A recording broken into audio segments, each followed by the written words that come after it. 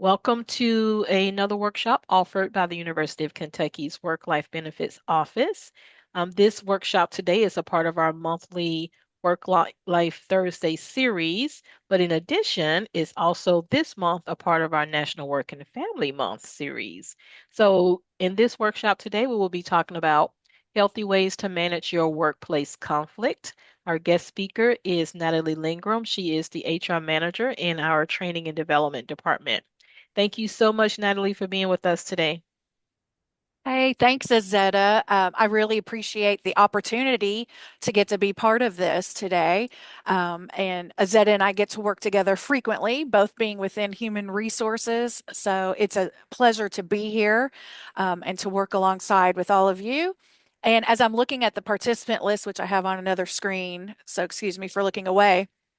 Um, I see some names that are very familiar to me, some names that I don't know. So it's great to get to virtually know other people and also to see familiar names. So, as Azetta said, I'm Natalie Lindgren. I'm one of the managers within Human Resources Training and Development. And when Azetta reached out to me several months ago about this topic, I was like, oh, that'll be easy. We've got a lot of materials on conflict management, etc. But the more I started looking at it, the more I was like, wow, we have so much material that, or articles that I've read that I'm like, how am I going to piece all of this together? So I preface that to say there are so many ways to work through conflict. And what I'm talking about today are some easier, I'll say maybe not easy, but some simple steps that can be taken to work through conflict. But there are so much more that can go into it because every situation is unique. And if you looked at the description for this actual workshop today or presentation today, the very first sentence says workplaces can be complex and challenging at times. And there's probably no other statement that is more true than that. It's complex. We are all different. It's every person is unique and different, and you will hear me say that multiple times today. And in today's diverse world, handling conflict is essential. It is an essential skill for anyone, regardless of the job that you do. When we have a diverse group of people coming together, conflicting ideas and opinions are bound to arise. But this unresolved conflict can really harm individuals, it can harm teams, and then ultimately the organization. So, as I said, during our time together today, we're just going to discuss some different approaches that you can take to help you effectively handle workplace conflict. Um, Before we discuss the ways to handle conflict, I really think the first thing that we all need to wrap our minds around is that conflict is inevitable.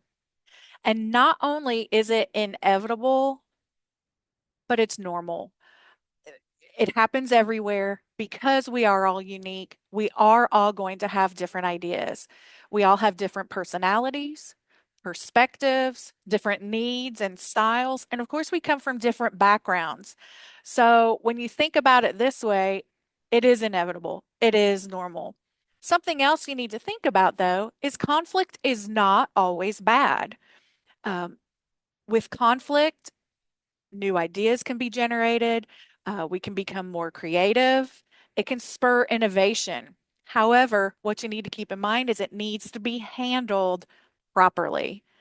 But a lot of us, myself included, aren't comfortable dealing with conflict.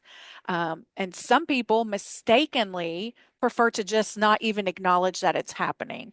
And this really only leads to a worsened situation. Conflict is an everyday word. We hear it all the time. And so the reason I have this pulled up on this screen is because I want to talk about the kind of conflict I'm referencing here today. We're talking more about disagreements. We're talking about misunderstandings and just overall differences, particularly in the workplace, but we know there may be conflict at home too. So, a lot of this can be used, a lot of the material I'm going to discuss today can be used both, of course, at work, but also at home. Conflict is oftentimes fueled by emotions. And on one side, you may have some really visible emotions. So they might be very strong, very heated, and like I said, very visible. People might start raising their voice. You might see people, and it might be you who, if you're involved in a conflict, you'll see their face or their neck gets red or gets blotchy. You can see it very, very visible. On the other side, there are emotions that people have where they just become very cold. They might become withdrawn. Basically, they are wanting to avoid the conflict, which usually means avoiding the people with whom they're having the conflict as much as possible. Neither type of emotion, whether it's that strong, heated emotion or the cold and withdrawn emotion, is going to help the situation get better. And in fact, they only make the conflict become worse. Regardless of the emotions that are felt or displayed by others, or honestly, even by ourselves, these dynamics are negative and they just make it hard to improve the situation. Conflict is really like a cycle. If you don't address it and address it in a positive manner and quickly, it turns into what I'm just going to call a vicious cycle that never ends, quite honestly. So, as I noted earlier, and we start up at the top of this conflict cycle, we all are different. We have different beliefs, we have different attitudes, and that's great. We're all unique. If we weren't, then everything would just be pretty boring and bland. No new ideas generated, everybody doing the same thing. But it's because we have these different beliefs, different attitudes, and thoughts that conflict can occur. Conflict, again, not necessarily bad, but it's the response to that conflict that can cause harm, which then brings about consequences or what I'm going to call bad outcomes, such as the loss of creativity or slower or worse decision making. You might have team members taking sides, and all of this is going to lead to a loss of team cohesiveness. So, with these types of consequences, there is no winning. It's just a very poor working environment. So, how do we deal with workplace conflict and avoid getting trapped in this cycle that just keeps going around and around? So that's why many of you signed up to come to this presentation today. And I'm going to provide some suggestions to help you work through workplace conflict. And again, as I already said, there are a lot of things that you can do with conflict, a lot of steps that you can take. So I wanted to kind of package these in something that's more simple to follow. But there is a lot more research, a lot more done related to workplace conflict that you could incorporate. So, where I'm going to start today is starting with me, conducting what I call a self check. So, basically, what I mean by that is look in the mirror and check in with yourself. Most people, and I do believe this, most people truly believe that we are seeing any issue objectively. Generally speaking, I think that of myself that, oh, I'm being objective. I'm seeing it. It's just that I'm the one that's right and the other person is wrong. Um, when you believe strongly about an issue, it's really hard to imagine that others just don't see it the way that you see it, or that they won't see it the way you see it. So, this is where I need to do a self check with myself before I react or sometimes overreact to an issue. I need to take some time to assess my own perspective by asking myself some questions. So, first question that I think is really helpful to ask of myself is, what am I feeling and how can I manage these emotions? So, what I mean by that, and this is on the right side of the screen, is I need to know my triggers. What is it that might trigger my strong emotional reaction? Or what on the flip side, my cold reaction of just withdrawing. What is it that other people might do that really gets under my skin? And then I also might need to give myself some time. Once I know what those triggers are, maybe I need to step away from the situation. I don't know, go outside, walk around the building. I have a colleague who, when they get in a situation like this, they will go and wash their hands. It gives them time in cold water. It gives them time to just calm down, reflect, and think through it. So give yourself some time and some space. The next question that I would ask myself is, how do I know that what I believe is true? That one's really hard because if it is something that I feel very strongly about, well, I know it's absolutely true. But what if I'm wrong? So take some time to sit back and think through, could I possibly be wrong? And maybe I'm not wrong. Maybe I am correct, but taking time to think through that before I go the next step with whomever I'm having this conflict with, it might just save a lot of strife in the long run. I also need to think about, what assumptions might I be making? Or what biases might I have? And how might someone else, someone different from me, see things? So, these additional considerations that go along with this question, is it possible that I'm not seeing the situation clearly? Or if my colleague with whom I'm having conflict was someone else, would I be making the same assumptions? Can't really answer that for every conflict type of situation, but it is something that is very worthwhile to think through. Number one, it calms you down, it gives you time to think through the issue, but it also really can help you to say, is this conflict something that is even worth going down that road? Or is this something that maybe I can set aside? Does this need to be addressed? How often does this problem occur? How serious is the problem? And is it important enough for me to pursue finding a solution? Does this actually need to be addressed? If you find that the answer is no, then you need to think through, how do I move on from here? I need to find a way to let it go. I will tell you, I am really good to holding on to things. Um, and I will use a personal example here, especially with my siblings. We know each other better than we know most other people. We've known each other our whole lives. And boy, I can hold on to things that happened 30 years ago, and find a time to bring those up just like they can as well. We got to find a way to just let it go if it's not worth pursuing. However, oftentimes the answer is yes, it is worth pursuing finding a solution. So that's really where we're going to go today. That's why you're here. How do we handle workplace conflict? But before I want to go and pursue looking for a solution and identifying a path to resolution, I want to stop and start thinking through, what could potentially solve this conflict? Could it help if I told my side? Do I just need to apologize? Or would it help to have a meeting with the person with whom I have the conflict, or with a supervisor, or maybe with another colleague who's a neutral party?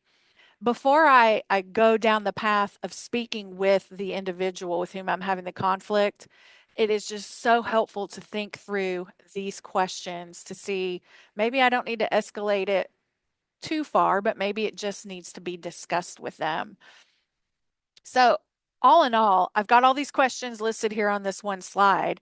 And to be honest, the answers to most of these questions matter less than the exercise of actually asking them. By taking the time to ask myself these questions, oftentimes it gives me enough time to have a clearer perspective, and maybe realizing, the issues just aren't that big. Maybe I can just let this go. Your point of view is just that. It's your point of view. Not everybody is going to see things the same way you see them, and that is okay. But that being said, The last question that is on here, the one that says, does this need to be addressed? That warrants further discussion. Um, if you determine that the conflict does need to be addressed, then how do you go about doing that? Oftentimes, conflicts do need to be addressed because, generally speaking, they don't go away on their own. And so, addressing the conflict is where a lot of people then will start to avoid it. They'll say, you know what, I don't want to deal with it. I don't want to make any more waves. I don't want to talk about it. But that's where we get into trouble on teams because the more conflict there is and the more frequent it occurs, the more it can drive the team apart. Even if it's just two individuals on that team, it's going to do more harm than good. So that's where we're going to go into this next set. After you have conducted your own self check, I recommend doing what I'm going to call here conduct a people check. Basically, checking in with the other person. I know it can be really uncomfortable, especially if you tend to shy away from conflict. So, how do you go about initiating that kind of conversation in a constructive way? Well, the first thing that you need to realize and think through is that this is not a me versus them type of scenario. This is not a fight or a battle. It's two people who disagree, or maybe there's a misunderstanding between these two people. Um, go into the conversation with an open mind. It is best to be upfront and honest with this person, and chances are they feel the tension as well.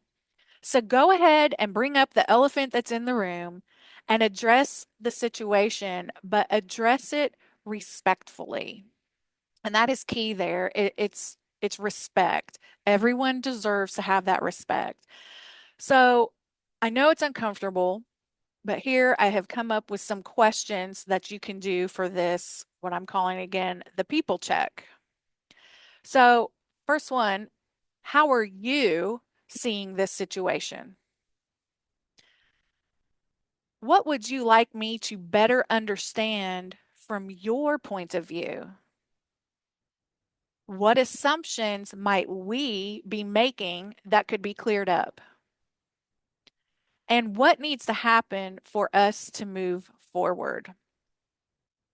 So, I'm going to talk about these in a little more detail. The first thing you always need to do is be prepared to listen to their responses.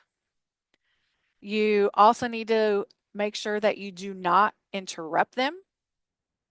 And you need to show them that you can see their side. And I don't mean that you're necessarily agreeing with their side, but you're showing them that you're willing to listen. Listening is key. There is perhaps no greater asset to conflict resolution than the ability to listen to what the other person has to say. By listening and listening empathetically, it will show them that you can see both sides of the situation. Now, hopefully, they will allow you to share your side as well. And I think there's a piece to that that after you have listened to them and listened carefully, then you need to share your side of the story, but allow them to speak without interruption. And that will be key. You want to look for areas of agreement. Now, when you enter this discussion, if you are ready to disagree with every point that they make, you're going into this with the wrong mindset. So enter the discussion ready to listen. And you know what? You might surprise yourself and see that you actually might agree with what that other person is saying. Um, if you do agree, let them know, I agree with that. It shows you're honest and it shows that you're willing to see their side of the story. You can also go in looking for a compromise. A compromise would probably be a win win. If you enter this conversation fully prepared to just not even give an inch, chances are it's going to be a very short discussion. But if you enter with an open mind and a willingness to resolve the conflict, you will be well on your way to an amicable solution. So you want to keep the goal in mind. Once you've had an opportunity to speak with your colleague about the issues that are creating the conflict, and you have both had the opportunity to share what I'm going to call your side of the story, you want to then work toward the end goal, which should be moving forward from the conflict. So there are some questions that the two of you can use together, some what I'm calling shared questions that you need to ask yourselves. So, what are our shared goals? And your shared goals, I understand when you're having conflict with somebody, it could be a very severe conflict, and you're like, we don't have any shared goals. I imagine you can come up with a few shared goals. It might even be something very simple, such as we just want, let's say you're working on a project together. We want the project to be successful. You both want it to be successful. So that is a shared goal, and you need to work towards how to make that successful. Next question is what might we need to do differently to meet each other's needs? So, depending on the conflict, you both might agree we just need to withdraw. It's a low priority issue, and we both agree to just drop it. Just drop it and move on. You might need to just agree to disagree. Again, depending on what the issue is, you both might see your side one way, they see their side another way. And if it's not detrimental, consensus just might not even be required. Agree to disagree, acknowledge that, and move on. Or you might just acquiesce to them and say, you know what? Let's just go with what you're saying. It's not something that's detrimental. Maybe you don't necessarily agree with it, but in the long run, is this going to cause any waves for the team, for the organization, etc.? If not, just agree to it and move on. Or you might want to bargain. And bargaining would be okay, let's split the difference of opinion.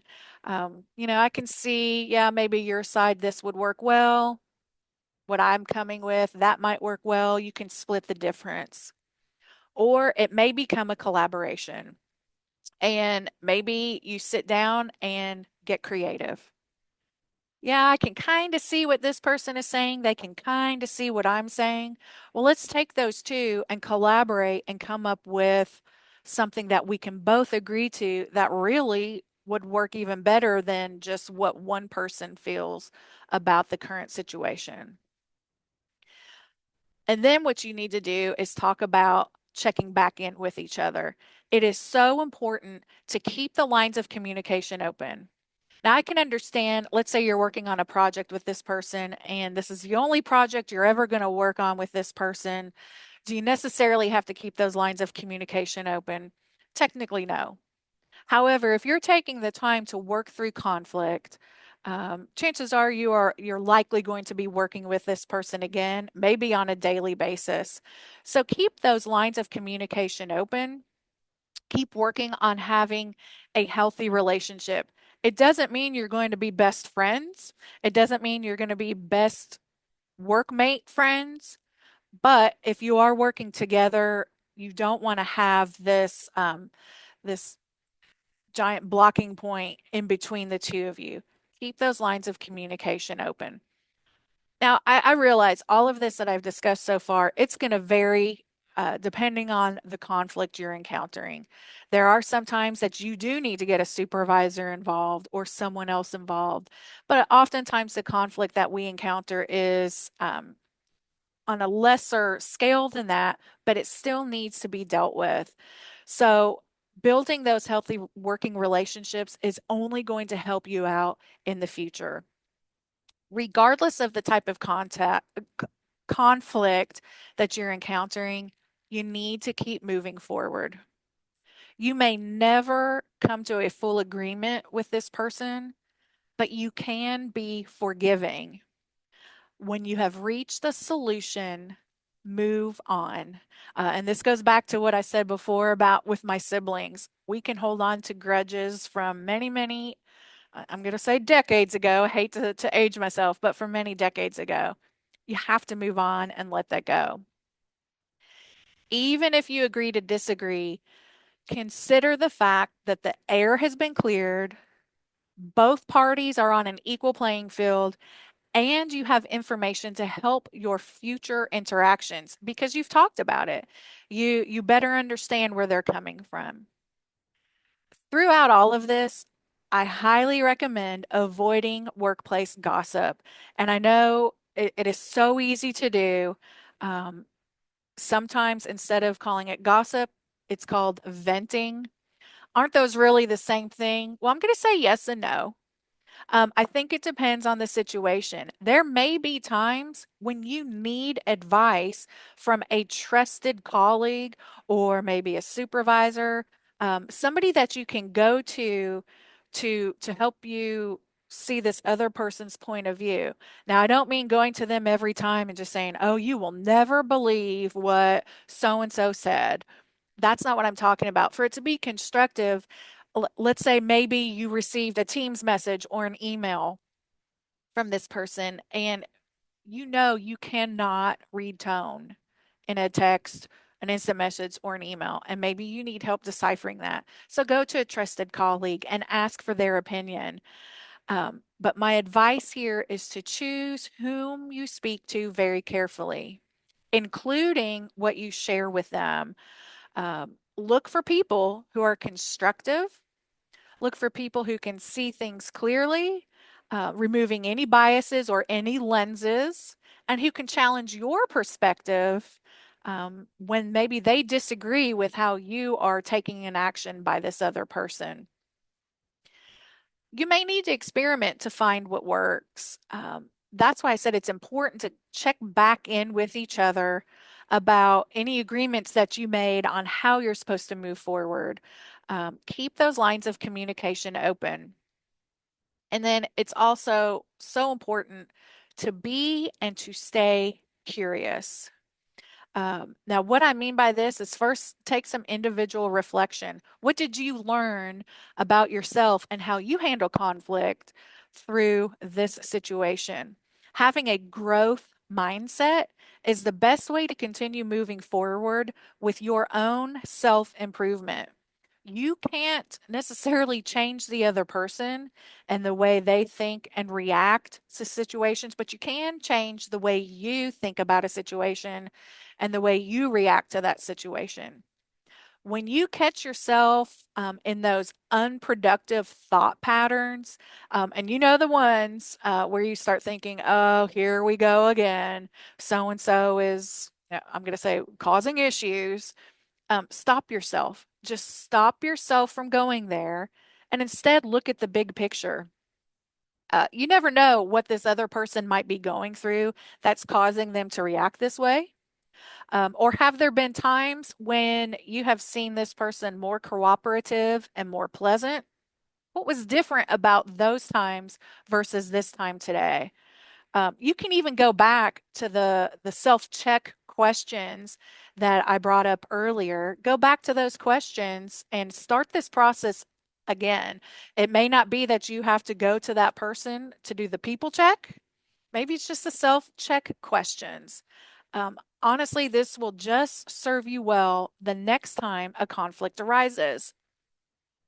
So that is the information that I have, the big broad overview of managing conflict in the workplace. But what I do want to also do is show you some of the things that we in HR training and development offer that can help you with your professional development. In particular, I'm going to cover a few of our workshops that could really be beneficial as a follow on or an add on to workplace conflict. So, like I said, a lot of your names are familiar to me. Some of your names are not. So, some of you may or may not know what HRT&D offers. This screen here shows the different areas that we handle. The left-hand side of the screen, those are more system system areas such as My UK Learning and the PE Performance Evaluation System. We also are over university new employee orientation.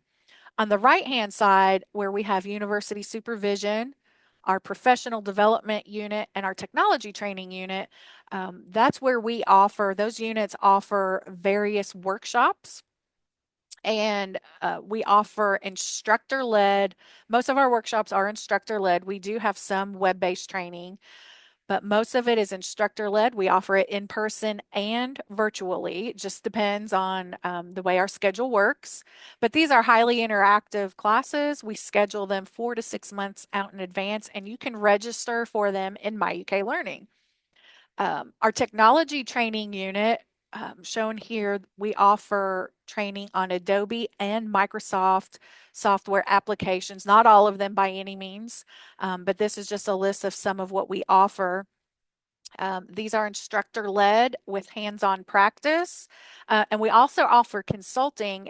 If you have questions about how to use one of these applications, you could reach out to our team and they would be more than happy to consult with you. University supervision, I know I can see in this list, we've got some supervisors just from the names that I see. So you've likely completed or are going through university supervision. It's required for all new UK supervisors. We assign the program in My UK Learning.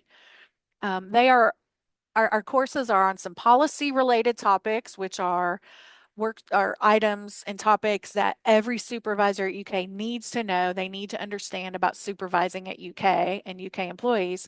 But we also offer some leadership related topics, how you can become a better leader.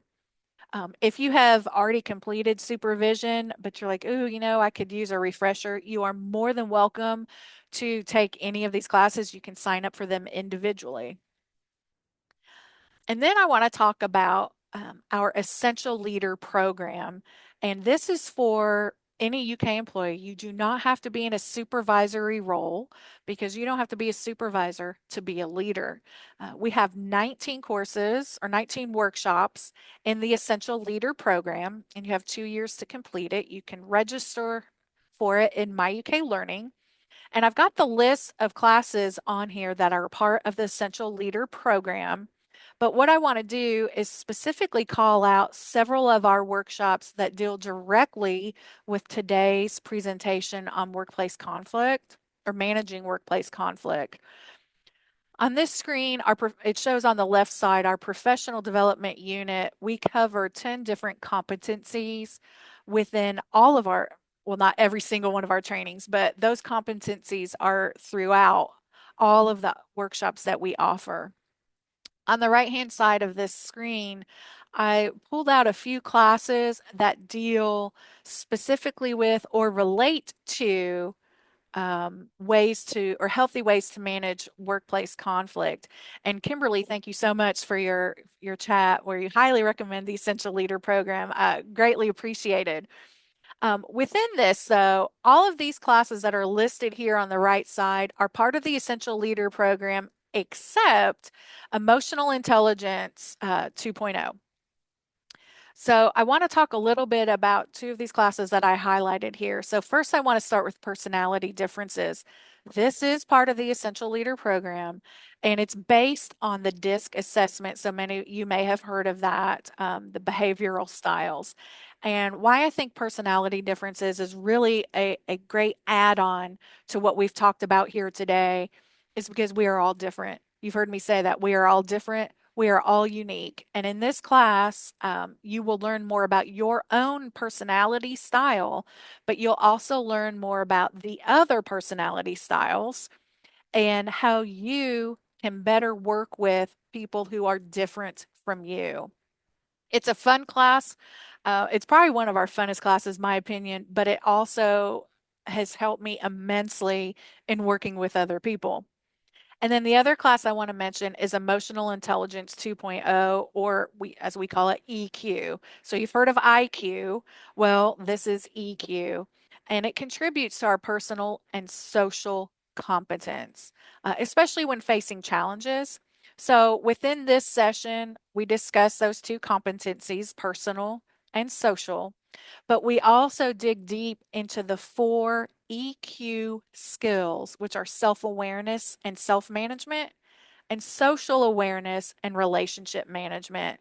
And so that is why I think that that is a great add on to talking about conflict and managing conflict.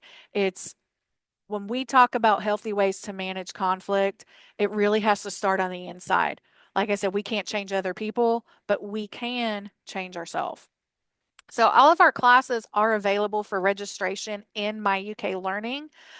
If you see that there are no more available offerings of a particular class, it just means we haven't put our next set of schedules out there. So be patient.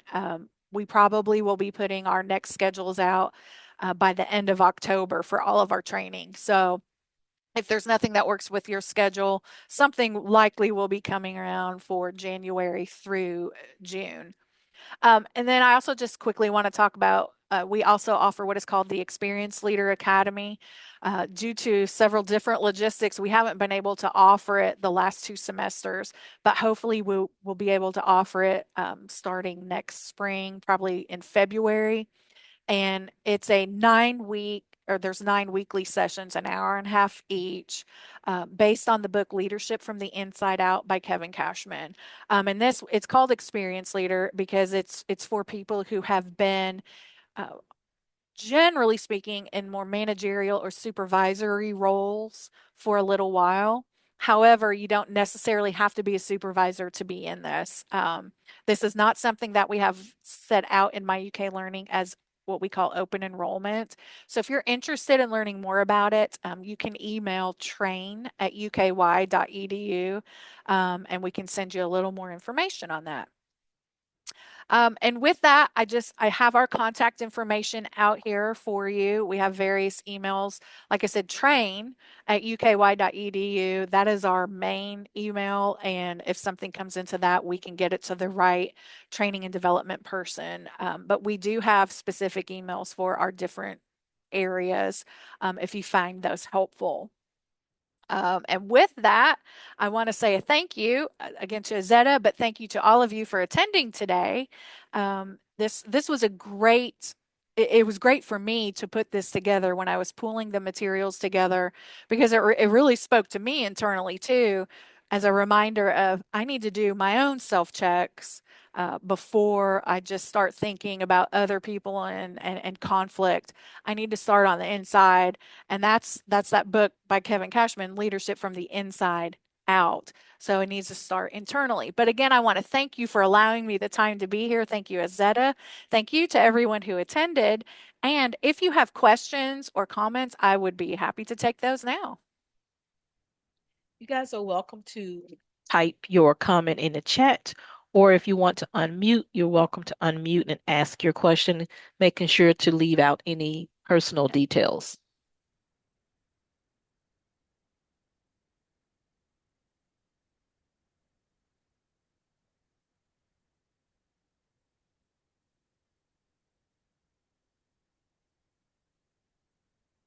So far, I don't see any questions. Let's see. I'll ask a question. Sure. Hey, Stacy. Hi. Um, so I guess what can make this harder is if the conflict is between you and a supervisor Great. and because of the power differential there. So I can imagine a situation where an employee might feel hurt or disrespected, whatever. So, they're kind of feeling angry. And the supervisor might feel the same, the different perspectives. Right. And then suddenly the supervisor might almost make things worse by approaching it from a supervisory perspective rather than from a two people who have a conflict perspective. Do you know what I mean? And I kind do. of do some of the wrong things that just end up making it worse. So I wonder what you do, and it doesn't have to be a supervisor, I guess, but what you do when uh while you don't think you're perfect, you think you're doing the right thing, some of the things that you mentioned, but the other person is not. Right. Yeah, it is so hard. And it's funny. Well, it's not funny, but it's interesting you bring that up because I was thinking about that last night that I did not, and actually I did this purposely. I didn't put anything in there about, oh, when a supervisor is involved or it's related to that because it does get trickier. Because and I want to let me ask this question to make sure I'm following you. Are you talking about having conflict with the supervisor? Yes, okay. Yeah, so that it does add a layer to that because number one, they're your supervisor, and there is a level of, I'll say, respect that has to be there because they're your supervisor. But again, they're not perfect. Just like you're saying, you're not perfect, they're not perfect either. It can be more uncomfortable to go and talk to a supervisor about conflict than it can with a colleague who is on, I'll say, the same level as you. The same principles apply, but it is more difficult. And I am fully aware of that. But I think it's going to depend on that supervisor or that actual person. But I think going to them and asking, can we talk about this? Because I do have some concerns. They very well may brush it off, but I think going at it from a respectful in a respectful manner and letting them know, I'm concerned about this, and asking them the questions, the people check questions, versus saying, well, here's what I'm feeling. Asking them, can you help me better understand XYZ? Can you help me understand where you're coming from with this? Um, Hopefully it will go in the right direction. It may not. And I understand, I know this, there are some supervisors, and I've had them in the past. I'm not here at UK, but I've had them in the past where they just are not willing to budge, or it's their way or the highway. And in those cases, then I think getting somebody else, if it gets difficult and you're not able to do your job correctly or well, or it's impacting you, getting a third party involved, whether that's somebody on the outside to give you advice on how could you approach this differently with them, or if it turns into what I'm going to call it, quote, HR issue, you can contact HR, employee relations, and they could give you some advice as well on how to work through that. So I hope that helps Stacy. Okay, thanks. Unfortunately, there's just not a great, oh, here's exactly what you do. Any And additional questions?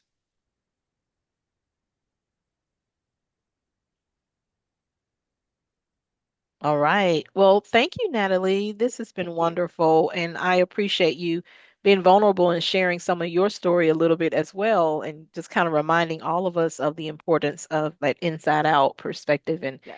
giving us some good questions that we can utilize if we find ourselves needing to have a tough conversation or just a necessary conversation with someone. Yeah. Yeah. It's hard. It is really, really hard. Oh, I see a question has come in. So the question, what happens if the supervisor is self-described as non-confrontational and you bring them concerns you have about your coworkers and they address it by bringing all of you together to air out grievances, and it turns out to attacks of personalities versus addressing job responsibilities? Yeah, unfortunately, I have heard of this happening. Maybe I have seen this happen before. They're non-confrontational, so let's just bring everybody together. Let's talk it out. I think in certain circumstances that can work, but everybody has to come into this, and I'm going to use this term again, with emotional intelligence. And not everybody has emotional intelligence to be able to handle that. And so if it turns into an attack of personalities or attack of people versus talking through job responsibilities, that is not the right way to go.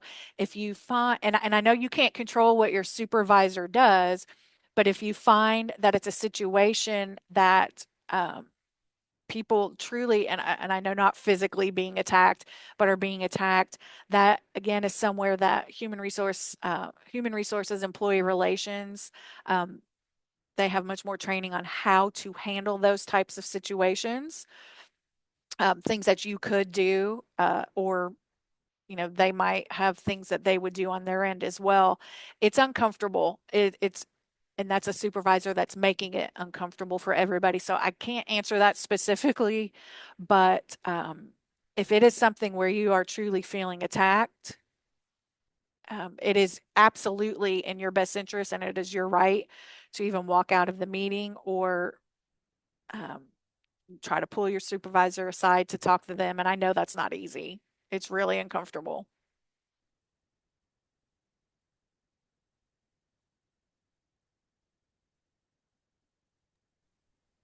All right. I don't see any additional questions. So thank you so much, Natalie, again for presenting to us today and helping us to just pause even and reflect on some really good content and, approaches to workplace conflict.